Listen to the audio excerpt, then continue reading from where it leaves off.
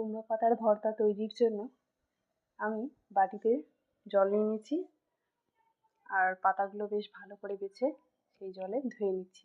পাতাগুলো বেশ ভালো করে ধুয়ে তুলে রেখে দিতে হবে। এরপর জল গরম করে পাতাটা দিয়ে দিতে হবে সেই জলের মধ্যে। এর মধ্যে লবণ, পরিমাণ মতো হলুদ গুঁড়ো দিয়ে 2 থেকে 3 মিনিট ভাপিয়ে নিতে হবে পাতাগুলো ভাপানো হয়ে এলে এটা তুলে রেখে দিতে হবে জল ঝরিয়ে। তারপর মিক্সিতে রসুন, কাঁচা লঙ্কা, কালো জিরে দিয়ে পাতাটা পেস্ট করে রেখে দিতে হবে। কড়াই গরম করে কড়াইতে তেল দিয়ে কালো জিরে, একটা শুকনো লঙ্কা, কিছুটা কারি পাতা দিয়ে ফোড়ন দিয়ে এর মধ্যে দিয়ে দিতে হবে কুমড়ো পাতার পেস্টটা। এই পেস্টটা দিয়ে বেশ ভালো করে নাড়াচাড়া করতে হবে। খুব বেশিক্ষণ নাড়াচাড়া করতে হবে না।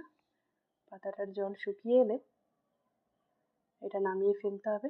নামিয়ে এর মধ্যে আমি দিয়ে দিয়েছি 1 চামচ সরষের তেল।